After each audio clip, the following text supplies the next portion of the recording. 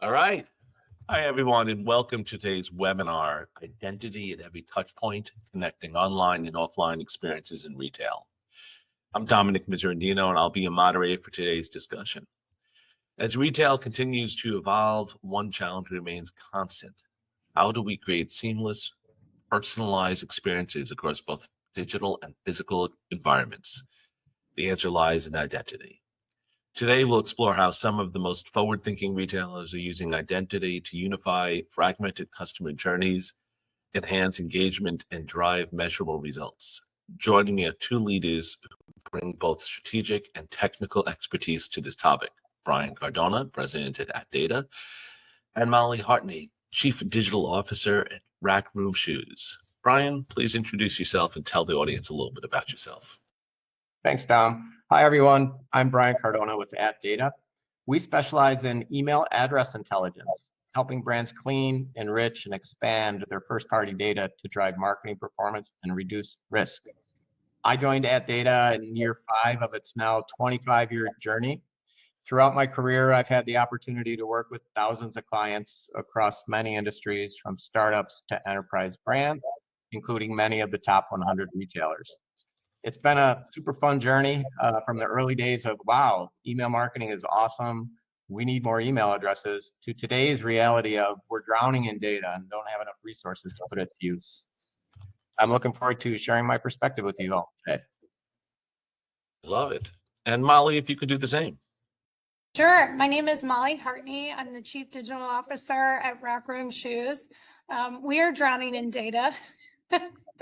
As Brian mentioned before, I've been here for a little over 5 years, and we are actually going through an identity resolution project right now where we're trying to find that golden ticket for our customer, those attributes that make up the 360 of a customer. This is a perfect segment for me to join today and be able to talk to all of you about the pitfalls, the advantages, and some of the fun stuff behind identity. I love it. Now, Brian, can you set the stage for us? Why is identity the foundation of modern customer engagement? Yeah, definitely. So much has changed recently, digital acceleration during COVID, et cetera, right? And so breaking it into a few parts. I mean, first, the ability to resolve identity unlocks so much for the marketer, right? It enables that persistent recognition across channels from in-store, web, email, app. And that's essential for loyalty programs, for customer service, and for omni-channel strategy. Second, it enables personalization at scale. So, tailored messages and the ability to extend offers like, hey, here's a few things we know you're going to be interested in, or we think you're going to be interested in, versus just a general hey there message that doesn't tie directly to that person. Third, enabling efficiency and measurement, right? So attribution is a big challenge at times. Having that full view of the customer can help enable there. Optimization of media spend, parlaying from that, and then reducing wasteful spend. And then lastly, everyone's favorite, privacy compliance and trust. But, right, many of our heads are spinning with CPRA and then 20 other state laws, changes to TCPA, GDPR, right? And so having that strong identity platform is key to making sure you're compliant, right? And further, it enables that ability to gain trust with your consumers as they extend preferences to you for your communication and marketing with them. I love it. So, Molly, where do retailers still struggle most to unify data across multiple touch points? Really is in the fact that everyone has a lot of data. They're probably sitting on a plethora of data. However, all of this data can be in different silos. So it's not integrated in. There could also be some legacy systems that are inhibiting you from what you need to do with your data. There could be poor data quality. So do you actually have data governance set up and how you're collecting your data? And then, of course, there's that lack of unified customer view across all data points. So you really need to establish, where is my data? Where is my data siloed? What am I actually capturing within my data? And then where are all the touch points that you need to make sure that you're combining together to start to begin to pull all of that data into one unified place to be able to understand how you can orchestrate that data and how that data then comes out across your different touch points. And what are you seeing, Brian? Yeah, I think similarly, right? That data quality is super important, completeness of data. How do we bring the data together across our different platforms? Ownership, right? Who's in charge? Molly, I think, at Rackham, right? What are you guys doing in terms of like, who's responsible for that, bringing together that identity piece? Is it clear? Is it a conversation that's often had amongst your executive team? And I think for us, we did go through a data governance exercise about 2 years ago to kind of establish who was more of a decision maker, who was an inform, and then who was a part of the process of executing it and pulling it. So that did help us from a baseline perspective, set a really good foundation because all the data lies within Snowflake now. We did an effort with Snowflake, and that effort was really led by our CIO plus me at the time as the chief marketing officer, and then of course other business leaders in the organization to understand how we were pulling all our data, but more appropriately how we were naming it, and then what our naming convention was when it was coming out. Because if you're not aligned to the same naming conventions and KPIs, then you can have an owner, but then when you're actually trying to extract the data, it can be very confusing. Yeah. Yeah. So, for our clients, same, right? Like first, who's responsible for making these decisions? Once we establish that, now we can work through with the different tools that are available and create a strategy to bring it all together. Now, what makes the email address more persistent, high signal, and privacy friendly than other digital identifiers? Yeah, I'll start with this one, Dom, if I may. This is one of my favorites, right? Like, so we perceive it at Data that the email address is the core identity layer, right? So it's the most important piece. And there's several reasons for that, right? It starts with the persistence and longevity of the email address. I think we can all put on our consumer hats and think about how we manage our lives and our households, right? We're keeping the same email address for decades now, right? And compare that to postal addresses. People move, right? And in the past, there was NCOA to help with that. But if you ask someone, in between 20 and 30 years old, what NCOA is, I bet you're going to get a blank stare, right? It's getting used less and less. Email address is persistent. Another option is a mobile phone number, but we believe that's more guarded. And also you're going to be impacted by additional compliance with that. So with the email address, we think it gives you your best shot at cross-device stability, right? So consistency, again, from desktop to mobile to tablet, now connected television, right? And then emails are intentionally provided. So when they're volunteered at sign up. And so unlike other identifiers, oh, you're making me give my phone number. Maybe I didn't want to, but it's a required field. But the email address, again, becomes high confidence, right? And it's relatively high intent data. And then consent, as mentioned before with mobile phone, consent with emails is easier to manage. And again, there's that expectation. I'm providing you, I trust you, I'm providing with my email address. Please engage with me with my email address, right? And so it's just a lower hurdle than the other components of identity. What have you found, Molly?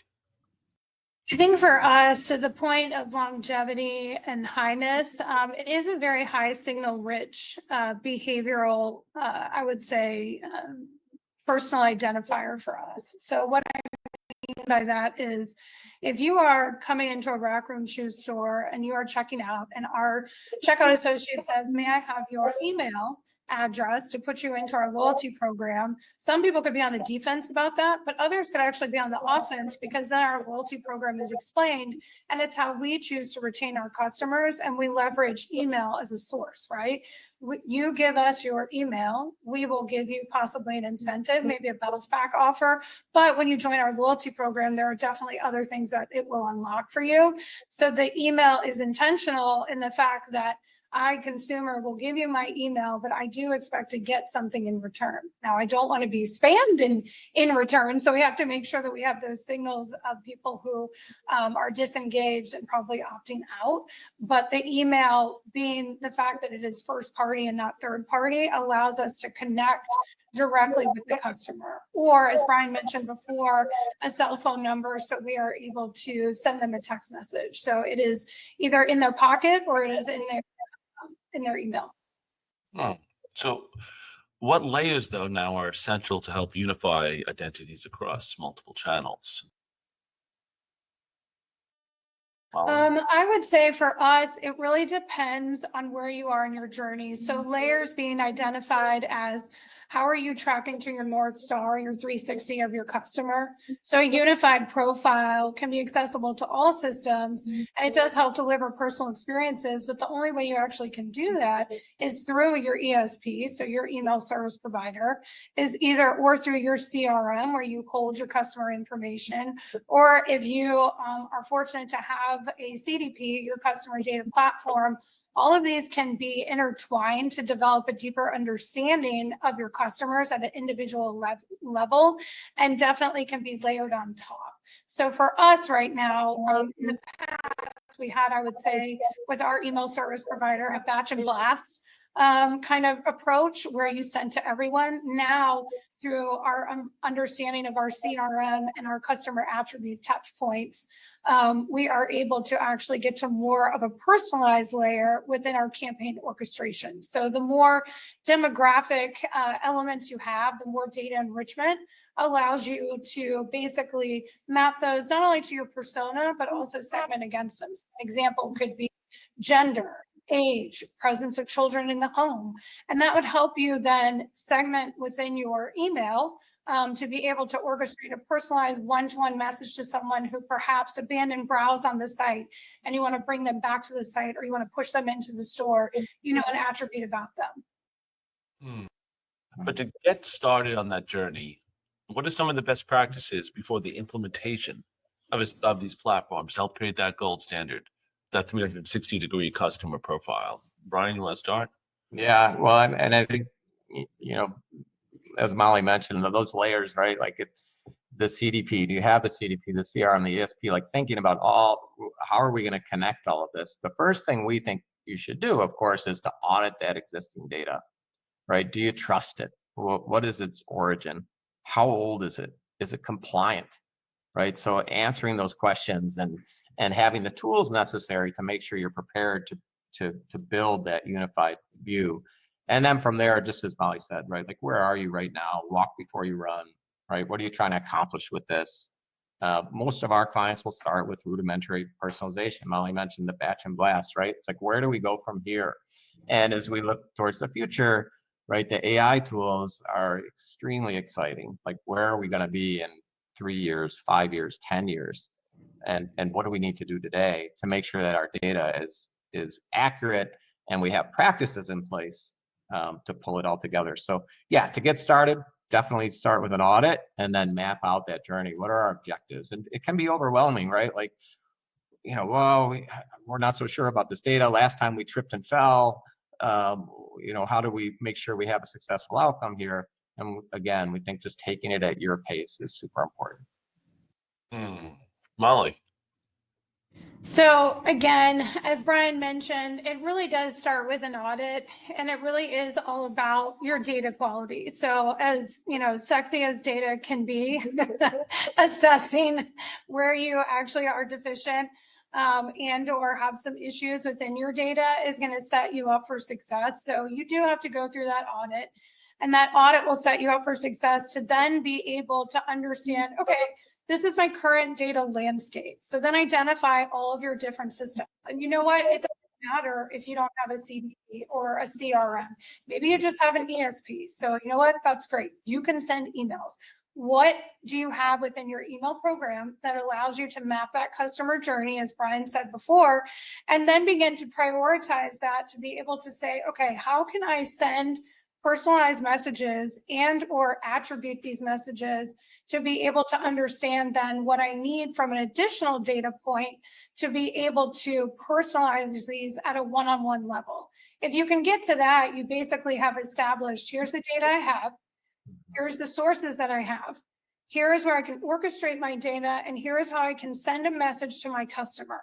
Then once the message is sent, then that's where the magic happens, and that's where you actually get those touch points from the customer, and they're able to signal back to you, hey, I was online and I abandoned my cart. Now I know they abandoned their cart, And in order to see if I can get a conversion, maybe I send them an incentive. Maybe they abandoned browse. Maybe they didn't abandon browse, or they didn't get to the cart at all and they went in store.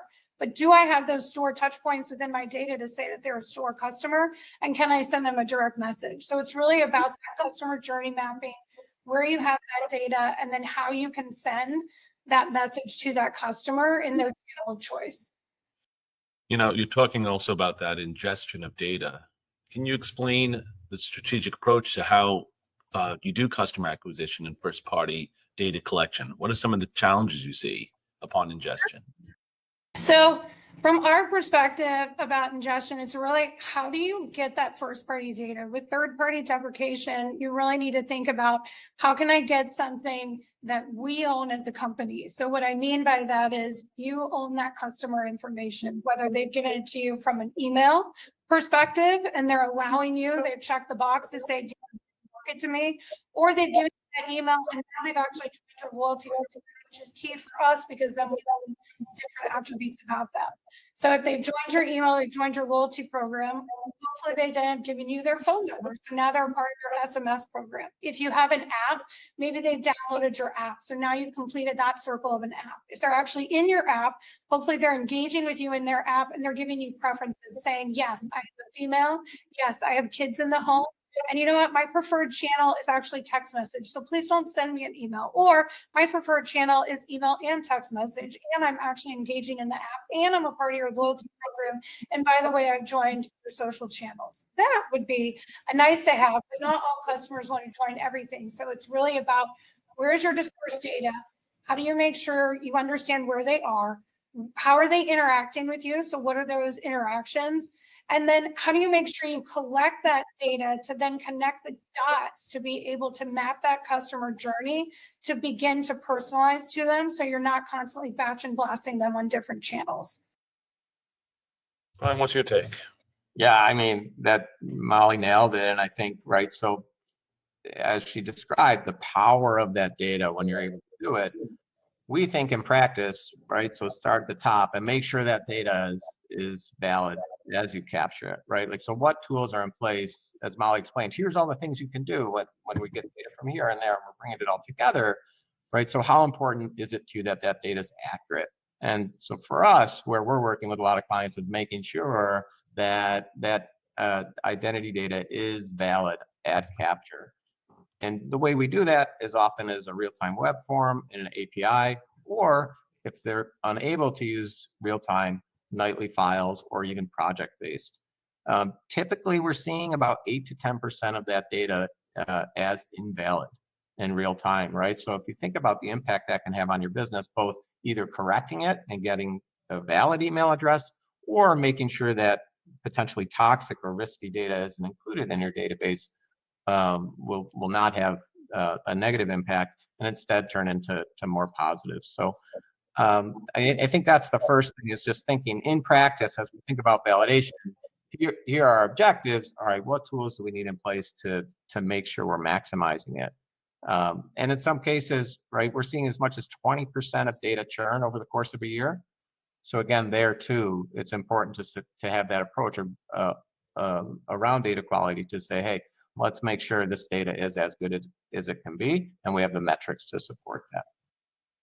And now that you have this data, Molly, how are you using identity resolution to improve your marketing strategy? Sure. So we like to leverage identity resolution to unlock personalized experiences. So we look at it more of as we start to build, right, to that 360, you're not going to get to a 360 overnight. There's no way you're going to have all the information at your fingertips. So make sure you're going after, kind of key things to unlock some things. So don't be afraid to Brian's point again, like either crawl or walk before you run. So for us, a good example is, let's just take buy online, pick up in store.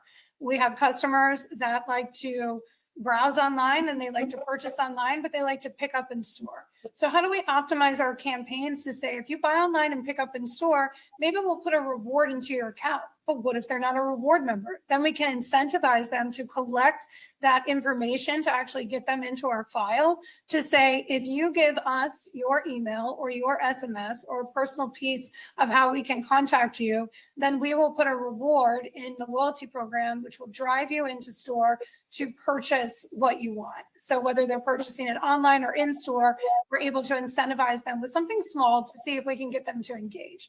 Another way, as I think I mentioned earlier, abandoned cart. Abandoned cart is low hanging fruit. There are a lot of people who leverage their cart for a wish list. You could turn an abandoned cart metric into a roadmap item that says we have X amount of customers that are abandoning their cart. However, it's looking like they're building it as a wish list. Maybe we should put wish lists on our roadmap, or maybe we should test abandoned cart re-engagement campaigns, and we can leverage that to then be able to target them at a personalized level to then say, hey, will you come back and shop with us? This can help us ensure we understand the offline and online consumer. And then it's really about how do you get that accurate attribution? So how do you link all these customer actions in the background from your data and the channels in which they're interacting in to be able to help lead to a better conversion? Brian, can you follow up on that idea? Yeah, I mean, all really good stuff. I think a couple other ideas there would be one to consider also third-party data, compliant third-party data to enable additional channels. So for example, we have an email address, let's acquire a postal address and use some direct mail. We know our clients, right, multi-channel, I think we can all agree is definitely going to improve over a single channel with multiple touch points and spend there. And also just staying current with all of that data, right? So email addresses go dormant. Are they non-responsive? Is it bouncing? Most people have more than one email address.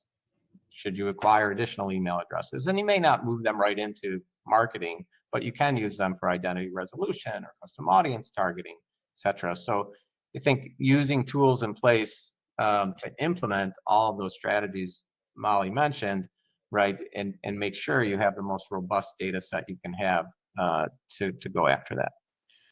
But now, once you get them in, and Molly, once a customer is acquired, how are you keeping them?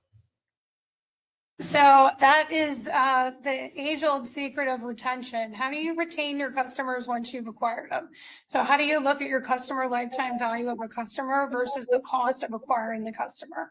So for us, it really is about our loyalty program. How do we make sure within our almost 30 million plus file of loyalty members, we understand who is highly engaged, so who's that cohort, who needs to be re-engaged, and who also has a high propensity to either churn or has a high propensity to either buy. So if we look at it from that perspective, we can set up triggered campaigns within email or SMS to be able to say, okay, this person is at this stage of their life cycle. So a good example is post-COVID, we know our 5-year cohort is highly engageable. So we make sure from that perspective, we look at that 5-year cohort to understand, okay, who can we re-engage within it, who's highly active, and how do we make sure we stay top of mind so we either increase their repeat purchase or we're on time for their yearly purchase. So for us, we do have a seasonality to our business. So if you think about spring break, when people are going on vacation, sandal season, back to school is coming up. One of our largest, I would say it's our Super Bowl for rack room shoes, right? If you think about kids need shoes going back to school. So how do we make sure we personalize within our loyalty program and or incentivize if you're not in our loyalty program to be able to communicate to you that we are your one-stop shop for back to school? Brian, you spoke about core identifiers that are collected throughout the customer journey. But as we know, data decays. Can you explain the importance of signals in retention strategies? Yeah, well, and I think, you know, look, as Molly was discussing there, right? Like what intent do we see and what is the right timing? So when we think about signals, we're thinking about the observed events or data points across that digital ecosystem, right? What is the user behavior? There's a website visit, right? We have that track. They opened or clicked on an email, or they didn't, right? And so what decisions can we make about this? I think, right, as we go to execute, these are important metrics to take into consideration because mailing to your whole list all of a sudden is not a smart practice, right? It can lead to deliverability performance and so you're in the junk mail folder or worse, even blocked. So we're working with clients to understand all those signals and acquire additional signals outside their network, right? So let's say you approach your email list and Molly says, hey, it's coming up on back to school. Let's get going on sending out a trigger email either from events or for those who haven't engaged with us in the past 6 months, we're going to mail them. But those who've been older than 6 months, maybe we shouldn't mail them because we've had deliverability trouble in the past. That's where a third-party network of signals can come into play to say, hey, this data is active, maybe just not with you right now, right? And so obtaining additional signals is so important to, again, understanding what data is in market and safe to mail to avoid deliverability issues and really maximize performance, right? If there is limited resources in terms of media spend, right? Understanding who is in market, whether that be for an audience that you're targeting, can be super powerful and improve performance. I love it. What do you believe is a must in order to achieve success in modern commerce, Molly? Must. Let's see. So, I recently read an article from the PwC where it said 73% of consumers consider CX a driving factor in their purchasing decisions. Well, you know what? Makes sense, right? Based off your customer experience, that's going to drive mine and or our customer's purchase decision. So being able to identify that customer from a first party perspective where we own the data, that customer is crucial because it will unlock trust, loyalty, and advocacy, right? Because they'll know we know them and we are communicating to them in their channel of choice, whether that be in-store, online, through the app. This will result in higher revenue. It'll also, for us, result in increased brand reputation. And then, of course, the magic word we said earlier about retention. So from a customer lifetime value perspective, understanding that key core customer journey mapping of where your customer is and or actually just thinking about where your attribution gaps are. So when you're trying to connect your advertising campaigns to touch points and conversions with the customer, while these can be increasingly complex, it makes it harder if you don't understand that customer journey or you can't attribute it. So kind of going back to data quality, linking it to customer experience, linking it to how you talk with them, and then understanding how to drive the best customer experience will result not only in a reduction of cost and overhead, but it will result in retention. And one of the key driving factors for us is email. So if you think about it, how you cleanse your email list, how you understand your email list, how you collect that customer's information to be able to message to them for email is a huge component of how we talk to our loyalty customers today. And that's a part of their big customer experience with us. Right. Speaking of email. Yeah. I mean, my perspective here, right? I think, and I think hopefully the audience agrees, is that your first party data is gold, right? Like that's it. And your first party data starts with email address, right? And we think that is the most important piece. And investing in that identity resolution and just this whole strategy, is the foundation for your business, right? For sustainable, compliant, and effective customer acquisition and retention strategies across all the touch points. So that'd be the first thing, is just like, right, there's got to be an investment here in getting your team on board with, hey, this is really important. And as we think to the future, right, like we can't have a webinar today without talking more about AI. So so AI in the future, we know these tools are coming and are coming fast and they're really exciting, right? And so what do you need to be prepared as someone in the marketing seat or wherever you sit across your organization to take advantage of those new tools, right? If you can get your identity shored up, you're going to be best equipped to take advantage of that AI tool as it comes in the future. I know they're super exciting right now, but think about where it's going to be down the road. And if you can get this dialed, I think the businesses that do will be best positioned for success. I love it. Well, thank you all for joining us today for Identity at Every Touch Point. A big thanks to Brian and Molly for sharing their insights and experiences. As you've heard, identity is more than just a data point. It's the foundation for building real connections with your customers across every channel and touch point. As a thank you for attending, everyone who registered will receive a recording of today's webinar, along with an exclusive resource from AtData titled Bridging Digital and Physical, the Future of Omnichannel Personalization. It's a great follow-up if you're looking to take what you've heard today and put into action. Keep an eye on your inbox for those materials, and thanks again for being part of the conversation. If you're looking to learn more about how AtData can help you improve data quality, enable personalization, and activate identity across channels, visit atdata.com. And finally, thanks again for being with us, and we'll see you next time. Thanks, everyone. Thanks, Molly. Thank you. It was great. Thanks, Tom. Thanks, Brian.